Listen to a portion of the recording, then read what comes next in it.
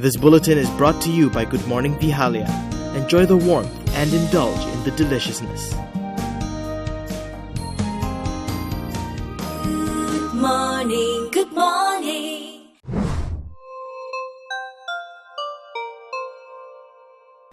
Good evening, ladies and gentlemen. Now picture this. Can you imagine a Barisan Nasional without Umno? Now, how about Umno getting thrown out of Barisan Nasional?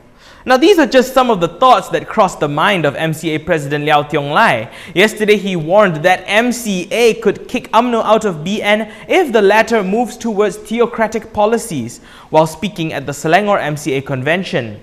Liow said that BN should continue to celebrate the diversity of cultures and maintain racial harmony in the country. If any of the component parties, including Umno, move towards the direction of racist, religious, theocratic or extremist policies, then they will only have two choices. The first is to dismiss BN as it is no longer a racially harmonious coalition, and the second choice is to kick Umno out. He said that MCA is a moderate political party. And why should we leave BN? Why can't we expel Umno instead? When asked about his views on the recent cooperation between Umno and PAS, Liow said that MCA disagrees with any alliance forged between the two parties.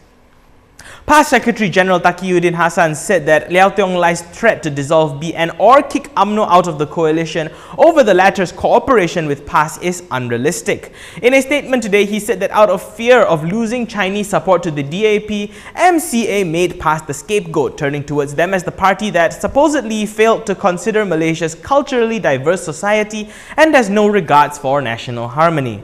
However, he maintained that PAS remained open to working with any parties, including MCA, for the good of the nation, such as in the Balakong by-election. Yeah, I like to see you guys work with Amanah.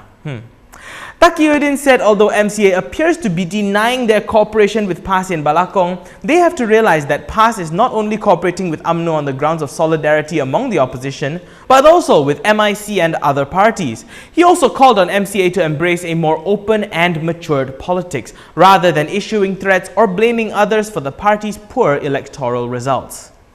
Yes, a lot of talk about race and religion, but lest we forget that the C in MCA doesn't stand for cat lover or char kway teow. Now, on to the Port Dickson polls. Barisan Nasional has decided that they will boycott the election and will not be fielding a candidate in the constituency this time. BN chairperson and UMNO President Ahmad Zahid Hamidi announced this today after the UMNO Political Bureau meeting in Kuala Lumpur. He elaborated that the decision was a collective one after consulting their coalition partners MCA and MIC. I wonder how that went down since Liow thought about throwing UMNO out of BN just last night. When asked if BN will support PAS if they choose to field a candidate, Zahid responded that they have not talked it out with PAS just yet and that it will be decided on a case-by-case basis. Meanwhile, at Camp PAS, their Vice President Muhammad Amarnik Abdullah said that the opposition should refrain from contesting Port Dickson altogether since it is, quote, not important and only being held to satisfy the need of an individual. In fact, he said to just let Anwar menang lah, but at the same time stressing that it's just his personal opinion.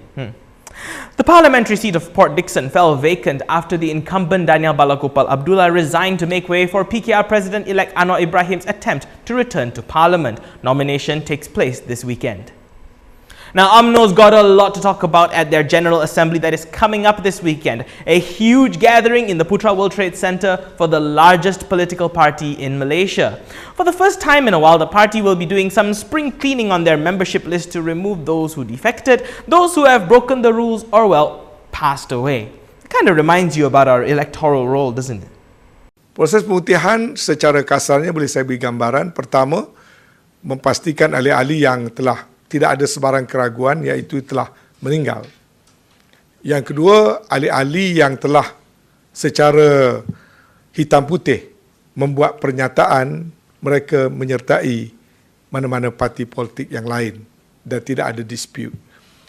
Yang ketiga ialah ahli-ahli yang didapati melanggar peraturan-peraturan parti tapi dia tidak pula ada secara hitam putih. Itu akan melalui satu proses show cause dan sebagainya, diberi peluang untuk menjelaskan pendirian mereka.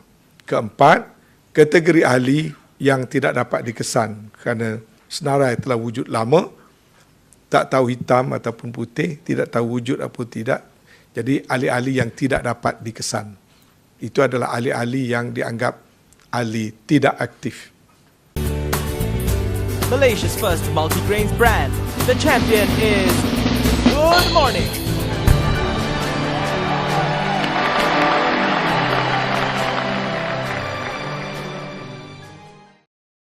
Alright, let's wrap up today's bulletin with some talk about Anwar getting a possible walkover. I'm talking about the walkover, not the right to contest. A walkover being where no one is nominated to run against him and he wins uncontested. Does he deserve to have one? Does anyone deserve to have a walkover? Especially in this country that we so proudly call democratic. Remember, our previous administration would come down so hard on anything that so slightly resembled, the damaging of parliamentary democracy. Now, many times in history, several Barisan Nasional members got their walkovers in general elections, winning their seats uncontested as no one was nominated to run against them. Anwar has already won his party presidency uncontested. Now, is he about to get a place in the Dewan Rakyat uncontested as well? Well, let's talk it out in the comments or on Twitter. Hit like, follow, subscribe, and share this video. I'm Daniel Anthony. Thanks for watching.